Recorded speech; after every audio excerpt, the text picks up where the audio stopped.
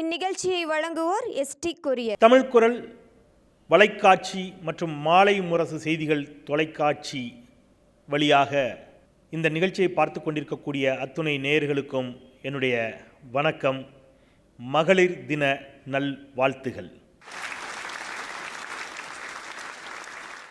ST courier வழங்கும் தமிழ் குரலின் மகளிர் தின சிறப்பு பட்டிமன்றத்திற்கு வருகை தந்திருக்கக்கூடிய அனைவருக்கும் தமிழ் குரலின் சார்பாக நெஞ்சம் நிறைந்த வணக்கமும் வரவேற்பும். தமிழில் மட்டும்தான் அறம் செய்ய விரும்பு, ஆறுவது சினம் என்று உயிரெழுத்துக்களை கூட வாழ்க்கையில் நாம் என்ன மாதிரியாக இருக்க வேண்டும் என்பதோடு சேர்த்து ஒரு மொழி கற்றுக் கொடுக்கப்படும் என்று சொன்னால் அது தமிழ் மட்டும்தான். அந்த பெருமை தமிழுக்கு மட்டுமே உண்டு.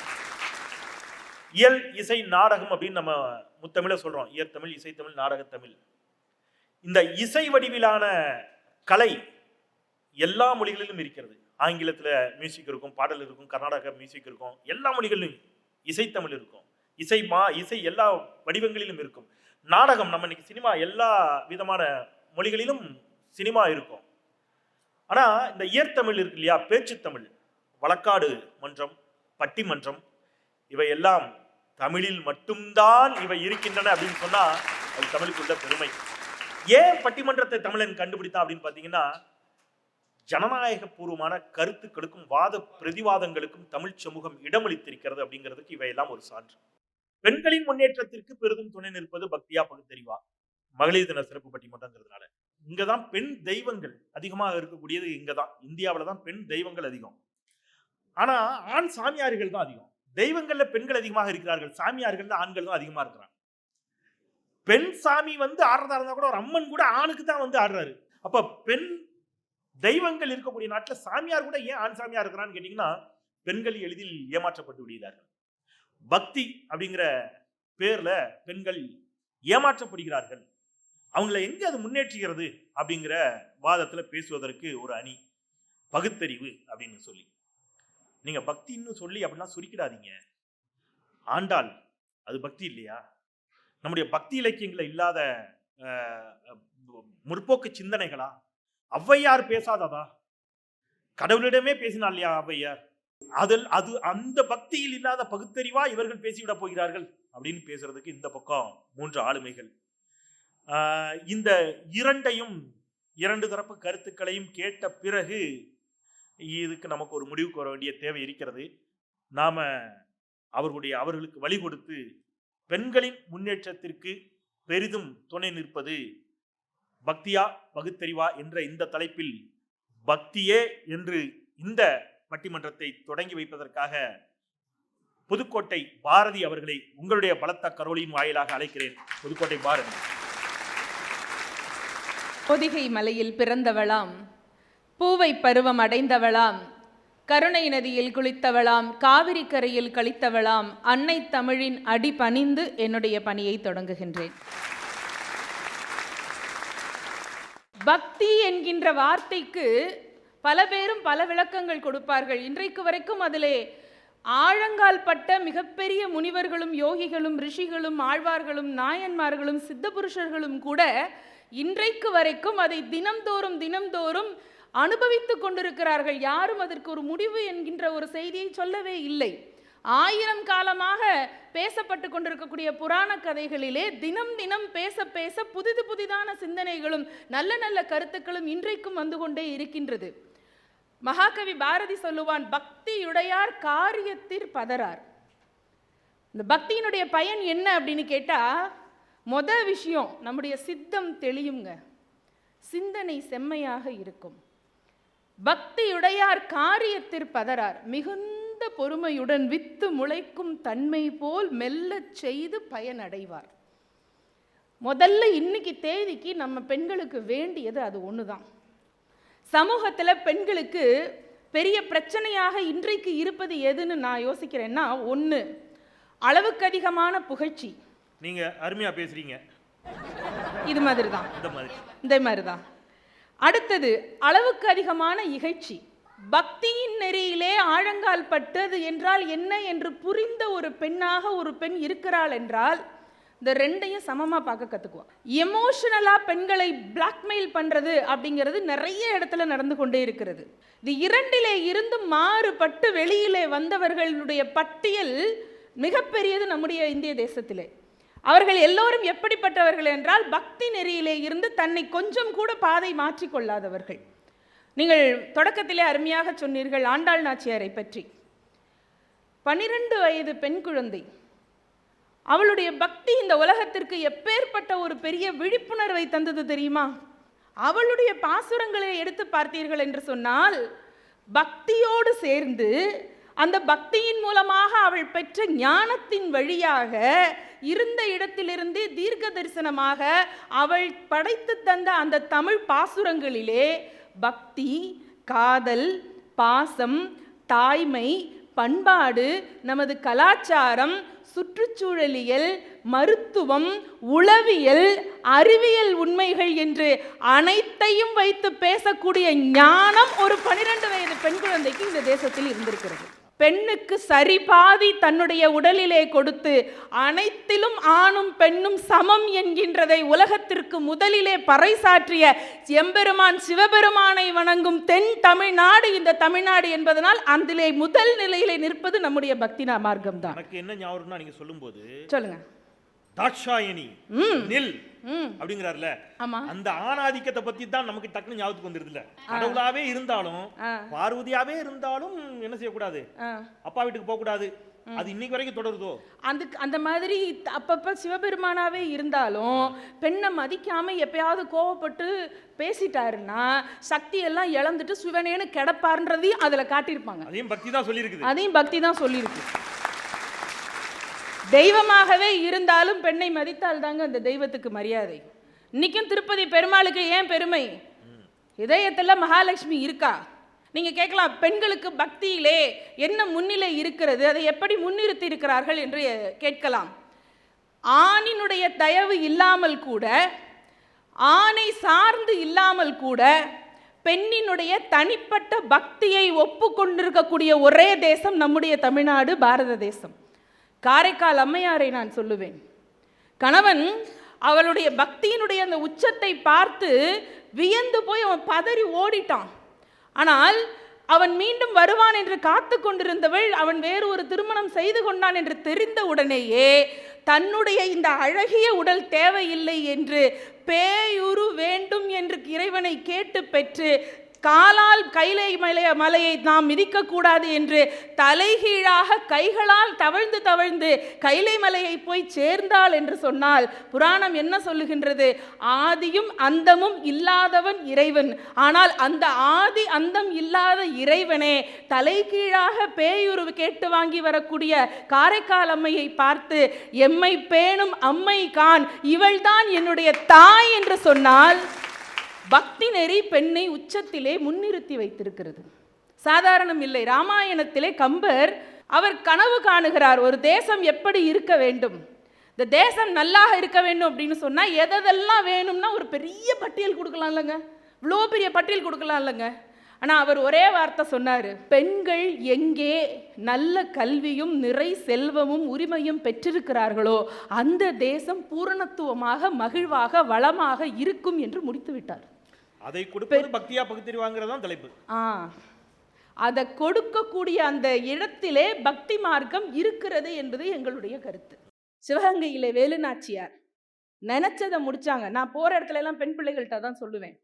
அந்த அம்மா 8 ஆண்டுகள் தலைமறைவு வாழ்க்கை வாழ்ந்தார்கள். வாழ்ந்த போது அரண்மனையில ராணியா வாழ்ந்தவங்க காட்டுக்குள்ள வாழறதுன்னா எவ்வளவு பெரிய கஷ்டம் தெரியுங்களா?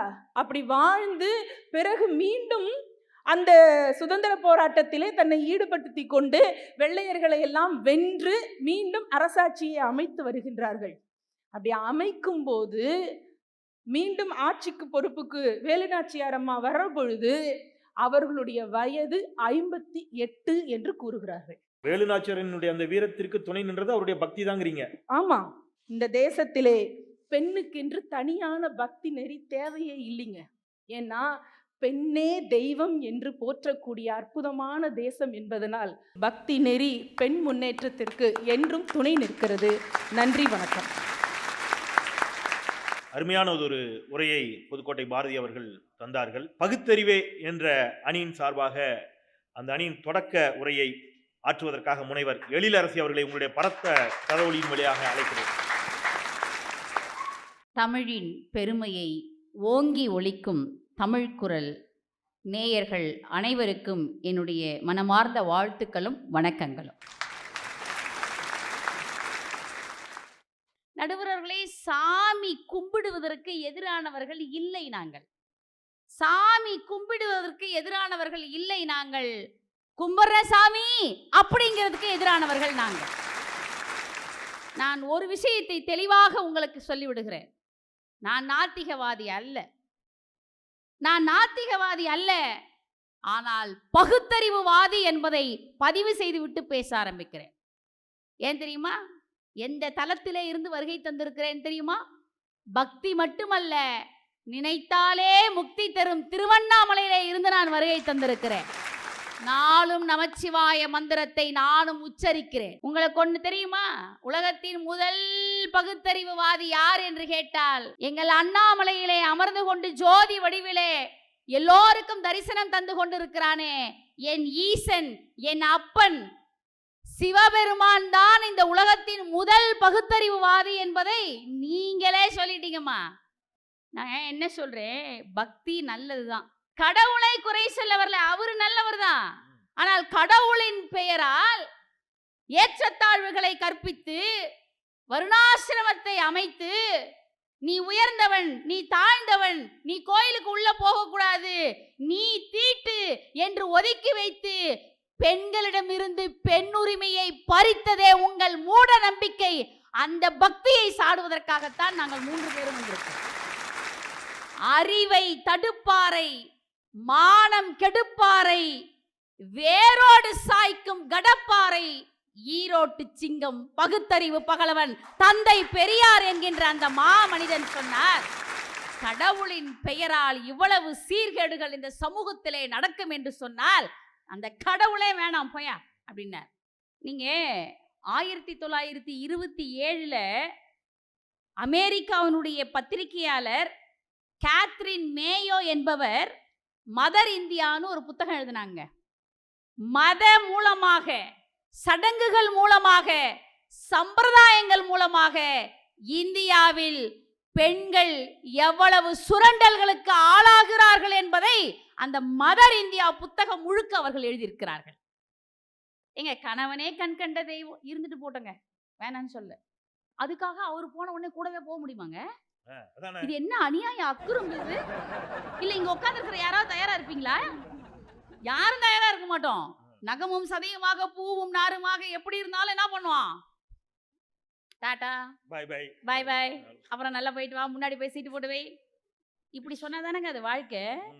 ஒரு கணவன் இறந்து விட்டால் உடனே மனைவி சம்மதித்தாலும் சரி, அதுல சிலது இருக்கு. கணவனுக்கு பின்னால் நானும் உடன்கட்டை ஏறிவிட்டால் சொர்க்கத்துக்கு, இப்படியே சொல்லி வளர்த்துருக்குறாங்க. அதை நானும் சொர்க்கத்துக்கு போவேன்னா அதுவா ஓடி போய் பாடையில படுத்துக்குமா. ஆனா பல பெண்கள் போராடி இருக்கிறார்கள், என்னால முடியாது, உயிரை விட முடியாதுன்னு. ஆனால் என்ன அக்கிரமம் தெரியுங்களா?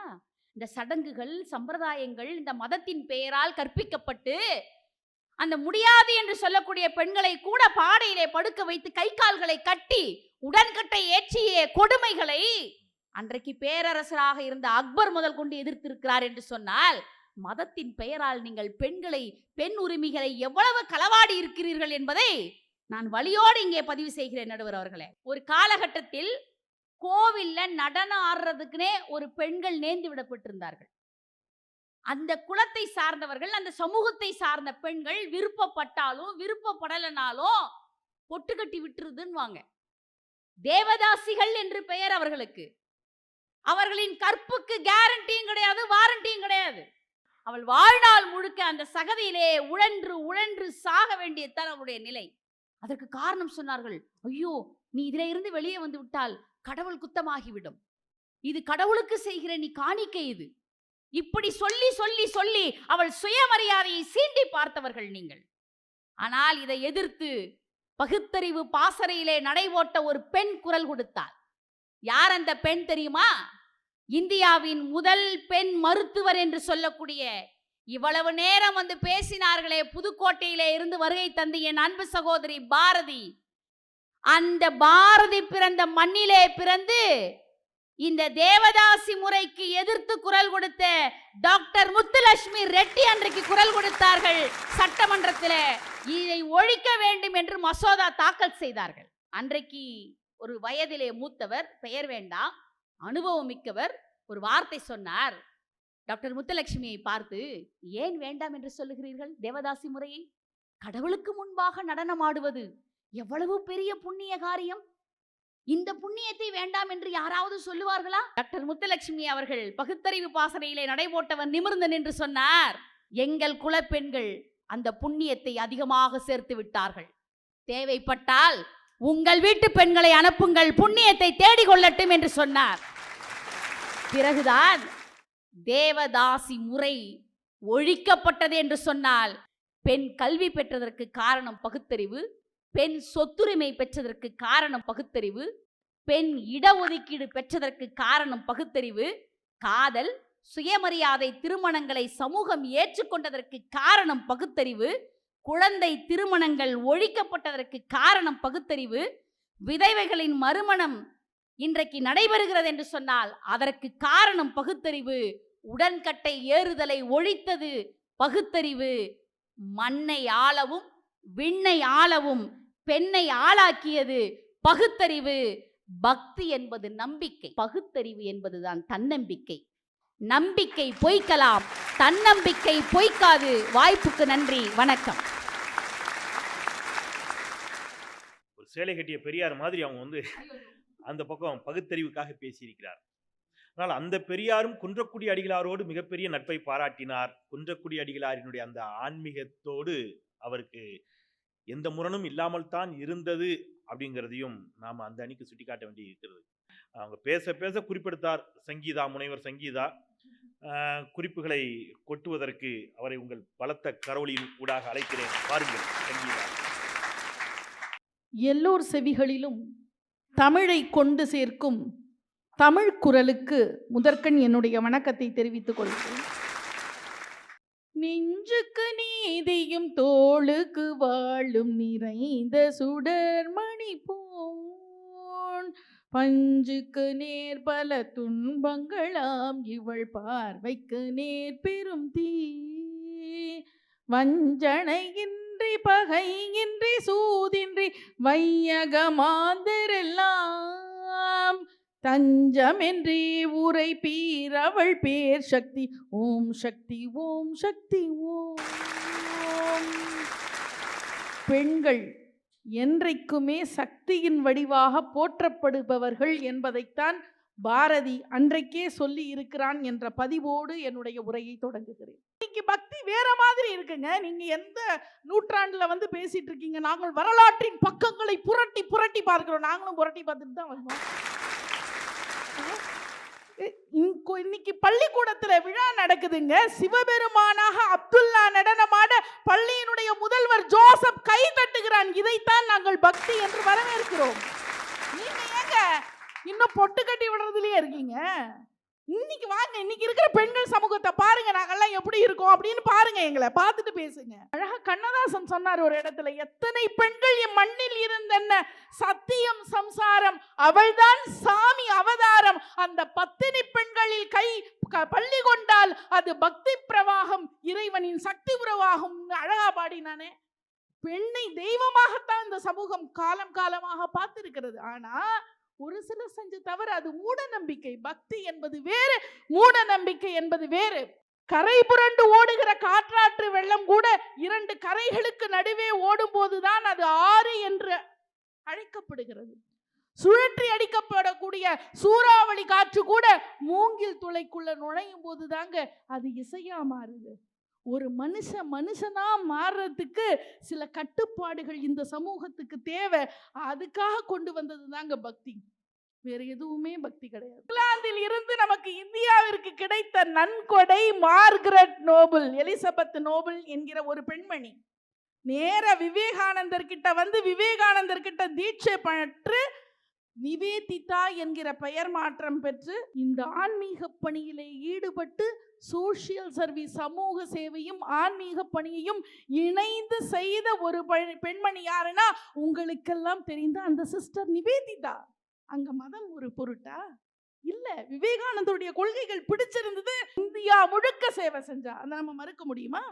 கிளின்டன் ஹிலாரி இங்க வந்து இந்திய பெண்களை பார்த்துட்டு திரும்பி போயிட்டு சொன்னாங்க, we have to return Indian feminism அப்படின்னு சொன்னாங்க. இந்திய பெண்மைக்கு திரும்புவோம்னு சொன்னாங்க. அந்த பெண்களை மதிக்கிறோம், அவங்களுடைய கலாச்சாரத்தை போற்றுவோம்னு சொன்னாங்க.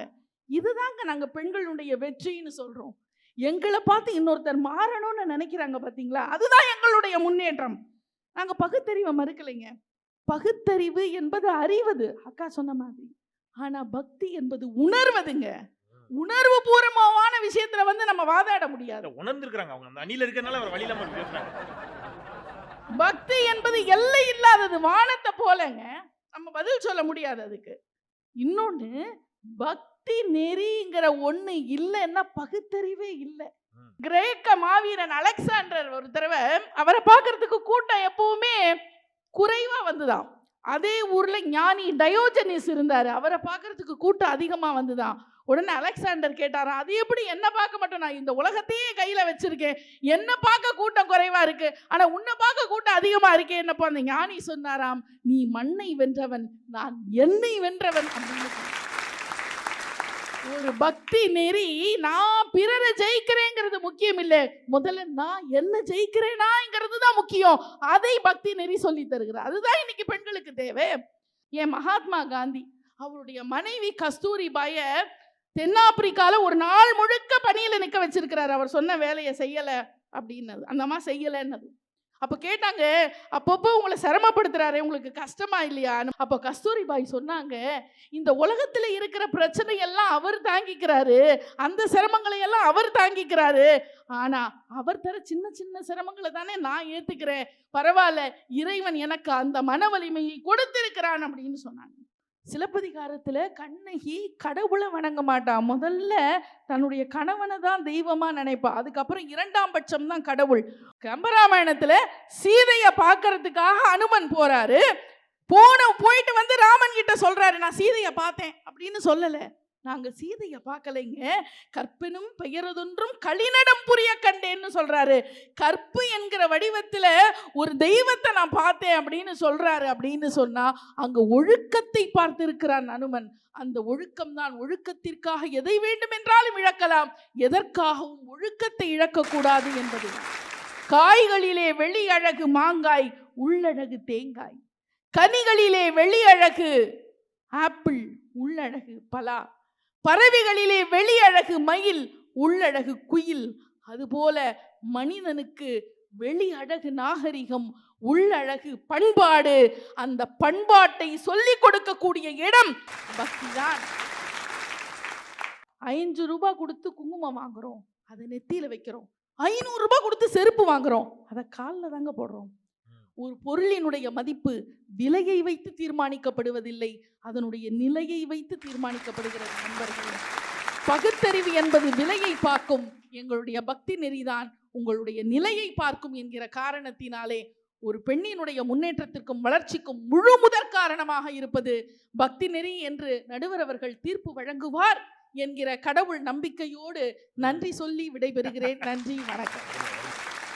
முனைவர் சங்கீதா பேராசிரியை அதனால மிக அற்புதமாக தன்னுடைய வாதங்களை எடுத்து வைத்தார். அவர் விவேகானந்தரை பற்றி பேசினார். பசு பாதுகாப்பு இயக்கத்தைச் சேர்ந்த ஒருவர் விவேகானந்தரை சென்று சந்திக்கிறார். அந்த மாதிரி பசு பாதுகாப்பு இயக்கம் நடத்துகிறோம், நாட்டில் இருக்கக்கூடிய பசுக்களை எல்லாம் பாதுகாக்கணும், நீங்கள் அதற்கு உங்களால் முடிந்த நிதியை தாருங்கள் அப்படின்னு கேட்ட பொழுது அவர் வந்து விவேகானந்தரிடம் கேட்டார், மத்திய இந்தியா பகுதியில் இப்பொழுது பெரும் பஞ்சம் நிலவுகிறதே, மக்கள் ஏராளமான பேர் பட்டினியால் செத்து கொண்டிருக்கிறார்களே, அவர்களுடைய பட்டினியை போக்குவதற்கு நீங்கள் ஏதாவது திட்டம் வைத்திருக்கிறீர்களா, உதவி செய்திருக்கீங்களா என்று கேட்ட பொழுது வந்தவர் சொன்னார், இல்லை, நாங்கள் அதை பற்றி சிந்திக்கவில்லை, பசு எங்களுக்கு தெய்வம், நாங்கள் பசுவை பாதுகாப்பது மட்டும்தான் எங்கள் நோக்கம் என்று சொன்ன பொழுது விவேகானந்தர் அவரை திட்டி திருப்பி அனுப்பினார். சக மனிதன் சாகின்ற பொழுது பசு பாதுகாப்பு என்ற பெயரில் ஒருவர் வருகிறாரே என்று கேட்ட அந்த விவேகானந்தருடைய வார்த்தைகள் பக்தியின் வெளிப்பாடு என்று அவர்களுடைய கருத்து. இல்லை, அதுதான் பகுத்தறிவு என்பது இவர்களுடைய கருத்து. அடுத்ததாக நாம் வழக்கறிஞர் மதிவதனி அவர்கள் பகுத்தறிவே என்ற தளத்தில் தன்னுடைய வாதங்களை வைக்க உங்களுடைய பலத்த கரவொலியின் ஊடாக வருகிறார்.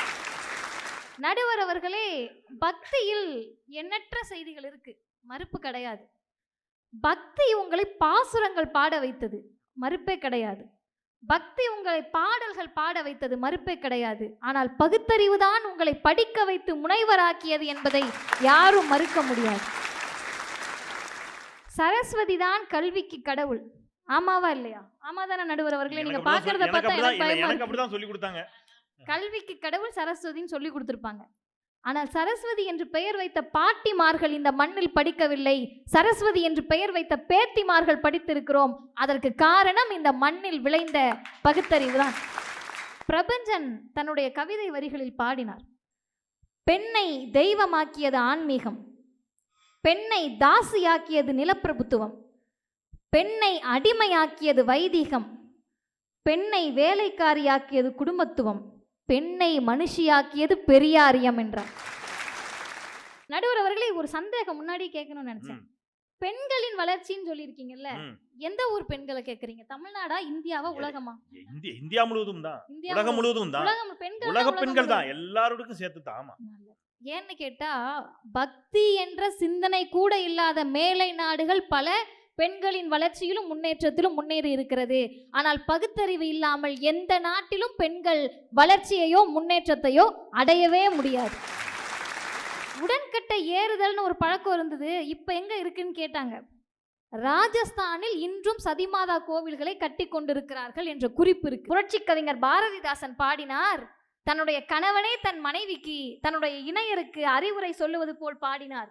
என்ன சொன்னார்னா, கடும் பிணியாளன் நான் இறந்த பின், கடும் பிணியாளன் நான் இறந்த பின், மாதே கைம்பெண்ணாய் வருந்தாதே, பழி என் மீது, அடக்கச் செய்யும் உன்னை வைதீகம், அடம் செய்யும் வைதீகம், அடம் செய்யும் வைதீகம், ஆசைக்குரியவனை நாடு, மகிழ்வோடு தார் சூடு நலம் தேடு என்று புரட்சி கவிஞர் பாடினார்.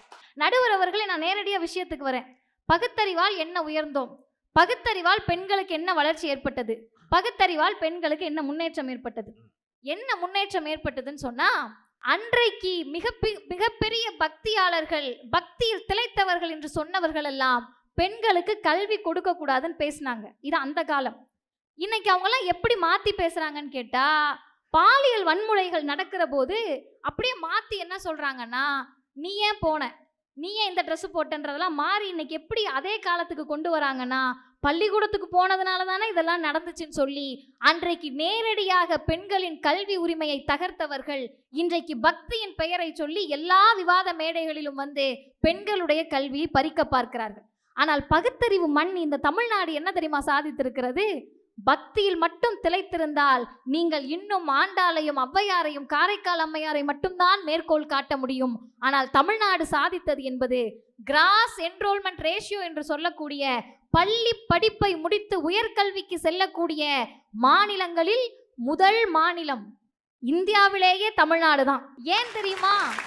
பொருளாதார அறிஞர்கள் சொல்றாங்க, ஆண் பிள்ளைகளுக்கு தரக்கூடிய அதே கல்வியை தமிழ்நாட்டில் பெண்களுக்கும் கொடுத்ததால் தான் இந்த விளைவு என்கிறார்கள். அந்த விளைவை ஏற்படுத்தியது பகுத்தறிவு. இன்னைக்கு நிறைய பெண்கள் நம்மளை பார்த்து கேட்கக்கூடியதுன்னா, எனக்கு அப்பாவோட சொத்துல எனக்கு இருக்கா ஏதாவது, தாத்தாவோட சொத்துல எனக்கு ஏதாவது இருக்கா? அன்றைக்கெல்லாம் கேட்கவே முடியாது. ஏன் தெரியுமா? பெண்களுக்கு சொத்து வைத்துக் கொள்ள உரிமை கிடையாதுன்னு சொல்லியிருந்தா பரவாயில்ல, பெண்களால் சொத்தை வைத்துக் கொள்வதற்கு தகுதி கிடையாது என்று சொன்னார்கள். அதையும் பெண்கள் பக்தியில் திளைத்தவர்கள் நம்பினார்கள். ஆனால் ஈரோட்டு பகலவன் தந்தை பெரியார் குரல் எழுப்பினார், பெண்களுக்கு சொத்துரிமை கொடுயா, நாட்டையே ஆள தெரிபவர்களுக்கு சொத்தை ஆள தெரியாதா, சொத்துரிமை கொடுன்னு சொன்னாரு.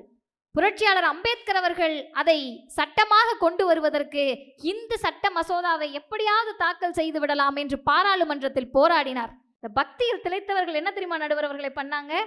எல்லா பெண்களையும் கூப்பிட்டுட்டு நேரா டெல்லிக்கு பாராளுமன்றத்திற்கே போய் பெண்களை வைத்தே நம் கையை வைத்து நம்மையே குத்த வைக்கிறது மாதிரி பாராளுமன்ற வீதிகளில் பக்தியில் திளைத்த பெண்களை உட்கார வைத்து எங்களுக்கு சொத்துரிமை வேண்டாம் என்று குரல் கொடுக்க வைத்தார்கள். அதையெல்லாம் மீறி தமிழ்நாடு சாதித்ததை இந்தியாவும் சாதித்திருக்கிறது. பெண்கள் பொருளாதார வளர்ச்சி என்ற இடத்திலே சொத்துரிமையை பெற்றிருக்கிறார்கள். இன்றைக்கும் நடுவர் அவர்களை தீண்டாமை உங்களுக்கு தெரியும். வீட்டு தீண்டாமை கேள்விப்பட்டிருக்கீங்களா? வீட்டு தீண்டாமைனா ஒன்றும் கிடையாது. ஆண்களை எப்படி ஜாதியால் ஒடுக்குகிறார்களோ, மதத்தின் பெயரால் ஒடுக்குகிறார்களோ, பெண்களை மாதவிடாய் என்று சொல்லி பக்தியின் பெயரால், இவர்கள் சொல்லக்கூடிய வைதீகத்தின் பெயரால், மதத்தின் பெயரால் பெண்கள் மாதவிடாயின் போது வீட்டுக்கு வரக்கூடாதுன்னு நீங்க நினைக்கலாம். இப்பெல்லாம் அப்படி இல்லையே, சென்னைக்குள்ள அப்படி இல்லையேன்னு. இதே கரோனா காலகட்டத்திலே ஒரு கிராமத்தில் 7வது படிக்கக்கூடிய பொண்ணை மாதவிடாய் எப்ப வீட்டுக்குள்ள வராதமான் 3 நாள் குடிசையில உட்கார வச்சு, மழை பெய்ததில் அந்த குடிசை அந்த குழந்தை மீது விழுந்து குழந்தை மரணித்தது. நடுவர் அவர்களே, இந்த பக்தியோடு இருக்காங்க பாருங்க, அந்த பெண்களுக்கு யார் தெரியுமா பாதுகாப்பு? இன்னொரு பக்தியில் இருக்கக்கூடிய பெண் அல்ல. உங்களை சபரிமலா கோவிலுக்குள் அனுமதிக்க மாட்டோம் என்று சொன்னவுடன் இந்த பகுத்தறிவுவாதிகள் தான் களத்தில் நின்றோமே தவிர பக்தியாளர்கள் யாரும் உங்களுக்காக நிற்கவில்லை என்ற உண்மையை புரிந்து கொள்ள வேண்டும். கடவுளை மட்டும், கடவுள் கதைகளை மட்டும் உங்களுக்கு கற்றுக் கொடுப்பது பக்தி. கல்வி மட்டுமே ஆயுதம் என்று கற்றுக் கொடுப்பது பகுத்தறிவு. அடிமையா இருக்கிறதுலே சுகம் காண வைத்தது பக்தி. ஆளுமைக்கு நீங்கள் வர வேண்டும் என்று நம்மை கையை பிடித்து இழுத்து வந்தது பகுத்தறிவு. இதை யாரும் மறுக்க முடியாது. நடுவர் அவர்களே, பெண்களின் வளர்ச்சிக்கும் முன்னேற்றத்திற்கும் துணை நின்றது, நிற்பது, நிற்க போவது அனைத்தும் பகுத்தறிவே, பகுத்தறிவே என்று சொல்லி முடிக்கிறேன். நல்லதொரு வாய்ப்பிற்கு நன்றி. மூத்தவர்கள் 2 பேருடைய 3 பேருடைய பேச்சிற்கு பிறகு இளையவர் மதிவதனி இளம் கன்று பயமறியாது அப்படிம்பாங்க இல்லையா, அந்த மாதிரி மிகச் சிறப்பாக ஒரு உரையை ஆற்றியிருக்கிறார். வழக்கறிஞரும் கூட. பல்வேறு தொலைக்காட்சிகளில் அவர் விவாத அரங்குகளில் பங்கெடுத்தவர். அவருக்கும் நம்முடைய வாழ்த்துக்கள். இப்பொழுது நம்முடைய மஞ்சுநாதன் கொங்கு தமிழில் பெண்களின் முன்னேற்றத்திற்கு பெரிதும் துணை நிற்பது பக்தியே என்று பேச வருகிறார். அவர் பார்த்தீங்கன்னாலே தெரியும், பாருங்க, நெற்றி நிறைய திருநீர் குங்குமம். வாங்க, மஞ்சுநாதனுக்கு ஒரு பலத்த கரவொலியை தாருங்கள். பகுத்தறிவு தான் பொம்பளையில முன்னேற்றுது, பக்தி கொண்டு கீழே தள்ளிட்டுது. நீங்க இப்ப பேசுறீங்க பக்திங்கிறது யுகம் 4 யுகமா பக்தி இருக்குது. பகுத்தறிவு 35, 40, 50 வருஷத்துக்குள்ளதான் இருக்குது. 4 யுகமா பக்தி வளர்த்துச்சு. ராமாயணத்தை சொல்லுச்சு, மகாபாரதத்தை சொல்லுச்சு. அவங்க சொன்னாங்க அந்த காலத்திலேயே டைவர்ஸ் இருந்ததா, இன்னைக்கு பொம்பளையால டைவர்ஸ் பண்றோம். பகுத்தறிவுனால இந்த புருஷன் வேண்டான்னு வேற புருஷன் கட்டுறோம். பெருமை உங்களுக்கு. உங்களை படிக்க வச்சு 50 லட்சம் போட்டு கல்யாணத்தை மூச்சு வச்சு 4 நாள் போய் பொழைச்சு போட்டு இவன் எனக்கு பிடிக்கல டைவர்ஸ். உங்க பகுத்தறிவு. செலவன் அப்பக்கார வாங்கின கடன் கட்ட மாட்டாது, காட்டை வித்து மேட்டை வித்து கடன் கட்டி போட்டு அடுத்த மாப்பிள்ளைக்கு தொலாவுறேன். என் பிள்ளை வீட்டுல வச்சிருக்க முடியாது. கல்வி இன்னைக்கு எங்களை பழையபடி படிக்க வேண்டாம்னு சொல்றாங்க. பக்தியினுடைய முதல் கோட்பாடே கல்விதானுங்க. அடுத்தவங்களுக்கு சொல்லி கொடுக்கறது தானே பக்தி. எங்கிட்ட மட்டுமே இருக்கிறது இல்லை பக்தி, அடுத்தவங்களுக்கு சொல்லணும். சொல்லுங்க, பகுத்தறிவு ஒரு மனிதனை பக்குவப்படுத்தணும். 4 வருஷ பிள்ளைக்கு பாலியல் பலாத்காரம் கொடுக்குறவன் படிக்காத நாயாவே, படிச்சவன் தானே. அடுத்த வீட்டு பிள்ளை தொட்டா தப்புன்னு தெரியுமில்ல, அப்ப அவனுக்கு பக்தியா சொல்லி கொடுத்துச்சு. ஆந்திராவில் நடந்த டாக்டருக்கு படிச்ச பிள்ளை கூட்டிட்டு போய் மானபங்கம் படுத்தினானுங்களே, அவனுக்கு அவனும் படிக்கலையா? இவங்க என்னமோ பக்தி வந்து எல்லாம் கெடுத்து பிடிச்சி யாரையும் கெடுக்கலைங்க. அவங்க மனசுக்குள்ள இருக்குதுங்க. பக்திங்கிறது மனசுக்குள்ள இருக்குது. இவங்க சாமி கும்பிடுறது மட்டுமே பக்தின்னு நினைக்கிறீங்க. குரு பக்தி உண்டு, குடும்ப பக்தி உண்டு, குழந்தையின் மேல பக்தி உண்டு. அன்பைத்தான் நாங்க பக்தின்னு சொல்றோம். நடுவரவர்களே, ஒருவர் மேல் ஒருவர் காட்டுகின்ற அன்பு. பக்தியினுடைய மறு உருவம் ஈகை. இல்லாதவனுக்கு குடுடா, எடுத்து குடு. கர்ணன் கொடுத்தா, தர்மம் கொடுத்தா, இன்னைக்கு வரைக்கும் பேர் நிலைச்சு நிக்குது. நீங்க என்ன கொடுத்தீங்க? வாங்கின கடனை கூட கொடுக்க மாட்டீங்க. நடுவர் அவர்களே, பக்தி என்பது அனுபவிக்கணும். இல்லாட்டி ஆராய்ச்சி எல்லாம் பண்ணக்கூடாது. எதுக்கு ஆராய்ச்சி பண்றீங்க?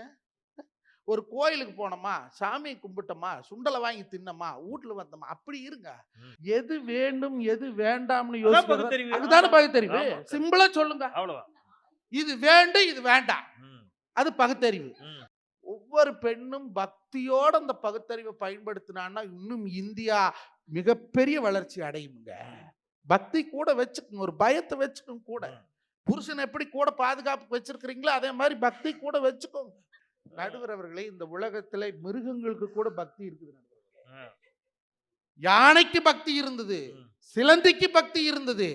ஏன் நம்மளுக்கு இருக்கக்கூடாதா? இருக்கலாம், தப்பு இல்ல. 144 தடை சட்டம் போட்டிருக்கிறீங்களா? நடுவர் அவர்களே, வாழ்க்கைங்கிறது ஒரே ஒரு முறை, இன்னொரு காரு பிறக்க போறது இல்லை. ஏதாவது வாய்ப்பு இருக்குமா இன்னொரு தடவை பிறக்கிறதுக்கு? இருக்க வரைக்கும் சந்தோஷமா, ஒழுக்கமா, நேர்மையா, அவிய குடும்ப பாரம்பரியத்தை காப்பாத்தி கரை சேர்த்து வாழும். அடுத்த சந்ததி உருவாக்கு. பக்தி பக்தின்னு மட்டும் பேசுறீங்க, அந்த பக்தியோடு பண்பாடும் இணைந்திருக்கிறது. மனசுல வச்சுக்கோங்க. இன்னைக்கு கலியுகம் ஆரம்பிச்சு 2000 வருஷம் ஆயிப்போச்சு. இன்னும் மொத்தம் 4,32,000 வருஷம்ங்களாமா. 2000 வருஷம் போயிருக்குது. இன்னும் 4,30,000 வருஷம் இருக்குது. நாமளும் இந்த போடு போடுற வாரவனின் எந்த போடு போடுறாட எல்லாம் அந்த ஆண்டவனுக்கு என்று சொல்லி சிவசிவான்னு சிவனை வருந்திட்டு சிவவாதம் சரணம் பட்டு முன்ன வருந்திட்டு மும்பாதம் சரணம் பண்ண சரணம் பண்ண சாச்சனையும் பாதம் நமோ நாராயணாக நமோ நாராயணாக நமோ நாராயணாக. எங்களுக்கே நல்ல தீர்ப்பு. எதிரணிக்கு கோவிந்தா கோவிந்தா கோவிந்தவரா கோவிந்தோ வரா. நன்றி வணக்கம். எதிரணிக்கு கோவிந்தா கோவிந்தான்னு சொல்லிட்டாரு நாமத்தை காட்டி. பிரகதீஸ்வரன் நிறைய கேள்விகளை கேட்டிருக்கிறாரு. அவர் கேட்ட கேள்வி பிரகதீஸ்வரன் ஆரம்பிக்கிறதுக்கு முன்னாடியே தண்ணியெல்லாம் குடிக்கிறாரு. வாங்க பிரகதீஸ்வரன், உங்களுடைய பலத்த கரோலியின் ஊடாக பகுத்தறிவே என்று பேசுவதற்கு திரு பிரகதீஸ்வரன். பெண்ணுக்குள் ஞானத்தை வைத்தான் நம்மை பேணி வளர்த்திடும் ஈசன். நல்லா கேட்டுங்க, பெண்ணுக்குள் ஞானத்தை வைத்தான் நம்மை பேணி வளர்த்திடும் ஈசன், மண்ணுக்குள்ளே சில மூடர் அந்த மாதர் அறிவை கெடுத்தார். கெடுத்துட்டாங்களே. பக்தி நெறிங்கிறத வகுத்து வச்சிருது, அப்படி அதை மீறக்கூடாது. பகுத்தறிவு என்பது ஆராயிருது. எனக்கு பெரியார் பேசுறதுலேயே ரொம்ப பிடிச்ச விஷயம் என்ன தெரியுமா? ராமசாமி சொல்லிட்டானோ, நான் முக்கியமான ஆளு சொல்லிட்டானோ, நீ அதையும் நம்பாத, உன் புத்திக்கும் உன் அறிவுக்கும் எது சரின்னு படுதோ அதை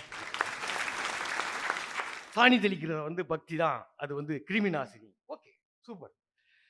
ஏன் எந்த வீட்டு வாசல்லையும் ஒரு ஆம்பளை கூட சாணி தெளிக்க? ஏன் எல்லா வீட்லையும் பொம்பளையால் தான் சாணி தெளிக்க? 2 நாளைக்கு தெளியா நீ சாணி தெளிச்சு பாரு, கோலம் போட, இதெல்லாம் பக்தி சொல்லுது. ஏன் பெண்ணு தான் செய்யணும்? ஏன் பெண்ணு மட்டும் தான் செய்யணும்னு ஏன் சொல்லுது? இதான பக்தி சொல்லுது. பெண்ணுக்கே எல்லாத்தையும் சொல்லிக்கிட்டே இருக்க. ஏன் பெண் ஏன் அடிமையானாலுங்கிற ஒரு புத்தகத்தை படிங்க, ஒரே ஒரு கட்டுரையை படிங்க. அந்த வெளிநாட்டில் இருக்கிற பெண்ணியம் பேசின எல்லாருமே பார்த்துட்டு இதெல்லாம் இவ்வளவு பேச முடியுமா, இதை டிரான்ஸ்லேட் பண்ணி எங்களை எல்லாருக்கும் கொடுத்தாவே போதும் அப்படின்னு நாங்கள் எந்த காலத்தில் பெரியார் இருக்கும்போது அவ்வளவு விஷயங்கள் பேசிட்டாரு. தேவதாசி இவங்க சொன்னாங்கல்ல, தேவதாசி எப்படி ஒழிச்சாங்கன்னு, விதவை மறுமணம் எப்படி செஞ்சாங்க.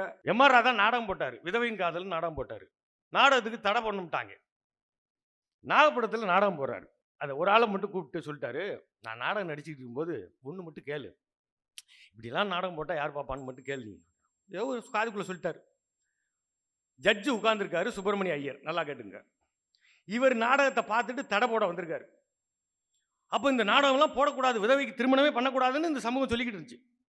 இப்போ நாடகம் போய்கிட்டே இருக்கையில் ஒரு கேரக்டர் கேட்குது, அண்ணே இப்படியெல்லாம் நாடகம் போட்டால் யாருன்னே பார்ப்பான்? ஜட்ஜு எழுது தீர்ப்பு எழுத உட்காந்துருக்க ஜட்ஜு உட்காந்துருக்காரு. இவர் அதெல்லாம் பார்ப்பான். பார்த்துக்கிட்டு இருந்த சுப்பிரமணிய ஐயர் எல்லாத்தையும் பார்த்துக்கிட்டு இருக்காரு, இதையும் பார்த்துக்கிட்டு. அவருக்கு புரியாதா என்ன ஜட்ஜுக்கு? நாடகம் முடிஞ்சோடனே சொல்றாரு, ஜட்ஜ்மெண்டா போய் எழுதுறாரு, இந்த நாடகத்தை தெருமுழுக்க போட வேண்டும் அப்படின்னு எழுதுறாரு. எங்க வீட்டு பெண்களை இப்படி வச்சிருக்கீங்களான்னு சொல்றதுதான் அந்த நாடகம். இதை ஏன்டா தடை பண்ண சொல்ற? இவ்வளவு போராட்டங்களுக்கு தான் ஒவ்வொரு சட்டமும் நிறைவேறி இருக்கு. மறந்துடாதீங்க. 14 வயசுல கல்யாணம் பண்ணி கொடுத்துன்றான். என்னடா லூசு பயிலுங்களா இருக்கு, கல்யாணமே வேண்டான்னு பக்தரி வேணா சொல்லு, அது அவன் இஷ்டம்.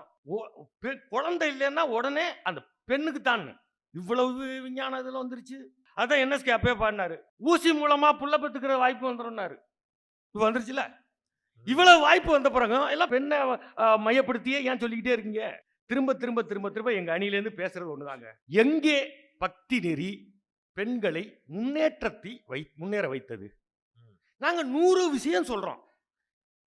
பக்தி நெறி இதெல்லாம் பண்ணி வச்சிருந்தது, அதெல்லாம் தடுத்து முறியடித்து இன்றைக்கு பெண்ணை இந்த இடத்தில் பட்டிமன்றம் பேசுற இடத்தில் உட்கார வைத்திருக்கிறது பகுத்தறிவு தான். அதை யாரும் மறக்கவே முடியாதுல்ல. அதுதானே லெனின் சொன்னாரு, ஒரு உலகத்தின் மக்கள் தொகையில் சரிபாதி பெண்களை அடுப்படிக்குள் பூட்டி வைத்து விட்டு மாற்றத்தை பற்றி உங்களால் பேசுவதற்கு என்ன அருகதை இருக்கிறதுன்னு கேட்டார். உண்மையிலேயே நாங்கள் பேசுவது அணிக்காக மட்டும் பேசவில்லை. பெண் உரிமை என்பது பெண்ணுக்கான சுதந்திரம் என்பது இன்னும் இங்க இங்க வந்து சும்மாலாம் வரல. அப்படி வந்துருச்சுன்னு நம்பாதீங்க, நிறைய இருக்கு. ஆண் தான் எதிரியா இல்லை, பெண்ணும் பெண்ணுக்கான எதிரியாகவும் இருக்கிறார். அதெல்லாம் சேர்த்து பேசுனது தான் பெரியாருடைய சிறப்பு. இன்றும் என்றும் பெண்களின் முன்னேற்றத்துக்கு பெரிதும் துணையாக இருப்பது பகுத்தறிவு தான் என்று தீர்ப்பு வழங்க வேண்டும் என்று கேட்டு வாய்ப்புக்கு நன்றி கூறி விடைபெறுகிறேன். நன்றி. வணக்கம். 6 பேச்சாளர்கள், ஆகச்சிறந்த பேச்சாளர்கள் அற்புதமாக அவர்கள் தரப்பு பார்வையை தந்திருக்கிறார்கள். மகளிர் தின சிறப்பு பட்டிமன்றம், தமிழ் குரல், மாலை முரசு 2 தளங்களில் ஒளிபரப்பாகக்கூடிய இந்த மகளிர் தின பட்டிமன்றத்தினுடைய தீர்ப்பை இப்போ நம்ம சொல்லணும். என்ன அப்படின்னு கேட்டிங்கன்னா, மஞ்சுநாதன் சொல்லின்ற பொழுதும் சொன்னார், இந்த அணியில் பேசியிருக்கின்ற பொழுதும் சொன்னார்கள். அன்பும் சிவமும் இரண்டென்பர் அறிவிலார், அன்பே சிவமாவதை ஆவரும் அறிகிலார், அன்பும் சிவனும் ஒன்றென்பதை அறிந்தபின் அன்பே சிவம் என்று அமர்ந்திருப்பாரே அப்படின்ற மாதிரி அன்பு தானங்க பக்தி, அன்பு தானங்க ஆன்மீகம். அதில் வேற என்ன இருக்குது? நீங்கள் எப்போ பார்த்தாலும் வந்து வெளிநாட்டுக்கு தப்பி ஓடின சாமியாரை பற்றியே பேசிட்டு இருக்கிறீங்க. உங்களுக்கு ஔவையாரினுடைய பக்தியை பற்றி ஏன் பேசுறதில்லை? ஆண்டாள் நாச்சியாரினுடைய பக்தியை விட சிறந்த பக்தி உண்டா? அதில் பகுத்தறிவு இல்லாமல் இருந்ததா அப்படிங்கிற கேள்வி அந்த தளத்திலிருந்து எழுந்தது. பக்தி வெறும் பக்தியாக மட்டுமே நீடிக்கின்ற பொழுது அது மதவாதமாக மாறிவிடுகிறது. பக்தி பகுத்தறிவோடு சேர்கின்ற பொழுது அது ஆன்மீகவாதமாக மாறிவிடுகிறது. நீங்க 2க்கு இன்னும் ஆகச்சிறப்பான உதாரணங்களை சொல்லணும் அப்படின்னு சொன்னா, கன்னியாகுமரி மாவட்டத்தில் மண்டைக்காடு கலவரம் எல்லோருக்கும் தெரியும். ஒரு சைவ மடாதிபதி தவத்திரு குன்றக்குடி அடிகளார், இன்ன பகுத்தறிவாதிகள், கிறிஸ்தவ மதத்தைச் சேர்ந்த பெரியோர்கள் எல்லோரும் சேர்ந்து அங்கே ஒரு நல்லிணக்க குழு ஒன்று அமைக்கிறார்கள். அங்கே போகிறாங்க. தன் வாழ்நாளில் ஒரு துண்டு புலால் உணவை எடுத்துக்கொண்டிராத தவத்திரு குன்றக்குடி அடிகளார் அவர்கள் மீன் கூடையை வச்சு கையில் ஏந்தி அவர் வந்து ஏலமிட்டார். எதுக்காக அப்படின்னா, மனிதர்களில் எந்த ஏற்றத்தாலும் இல்லை, மீன் விற்பவர்கள் ஏதோ குறைந்தவர்கள் போலவும் நம்மெல்லாம் உயர்ந்தவர்கள் போன்றவும் ஒரு எண்ணம் யாருக்கும் ஏற்பட்டு விடக்கூடாது. நான் ஒரு மடாதிபதி, நானே வந்து நிற்கிறேன் என்று மீனை கையில் ஏந்தி நல்லிணக்கத்திற்காக முன்னின்ற குன்றக்குடி அடிகளார் அவர்களிடம் இருந்தது ஆன்மீகம் என்ற உணர்வு. அதில் பகுத்தறிவு கலந்ததால் அவர் வெறும் பக்திமானாக மட்டும் இல்லாமல் அவர் என்னவா மாறிட்டார்? ஆன்மீகவாதியாக அந்த இடத்துல இருந்தார். இந்த பகுத்தறிவோடு கூடிய பார்வை இல்லாததால் பக்தி எங்கே மதவாதம் ஆயிடுதுன்னா, நாம் உத்தரப்பிரதேசத்துலேயும் வட மாநிலங்களையும் பார்த்தோம். அடுத்த வீட்டுக்குள்ளே இருக்கக்கூடிய ஃப்ரிட்ஜில் என்ன கறி வச்சிருக்கிற என்று ஆய்வு செய்து, நீ மாட்டுக்கறி வச்சிருக்கிறியான்னு போய் அடிக்கிறது இல்லையா? அது வெறும் பக்தியின் மீது கட்டப்படுகின்ற உணர்வு. அது மதவாதமாக மாறிப்போய் பகுத்தறிவோடு கூடிய பக்தியை, ஆன்மீகவாதிகளை முழுக்க முழுக்க கடவுள் எதிர்ப்பை மட்டுமே முன்வைத்த பெரியாரும் ஆதரித்திருக்கிறார். அதனால தான் அவரால் குன்றக்குடி அடிகளாரோடு பயணிக்க முடிஞ்சது. எந்த தமிழர் மெய்யியலிலும் பக்தி இலக்கியங்களிலும் பெண்களை போகப் பொருளாக சொன்னதாக எனக்கு நான் அறிந்த வரையில் இல்லை. எனில் அது இடையில் எங்கிருந்தோ சொருகப்பட்ட ஒன்றாக இருந்தது. சில 100 ஆண்டுகளுக்கு முன்பு என்ன நடந்துச்சு?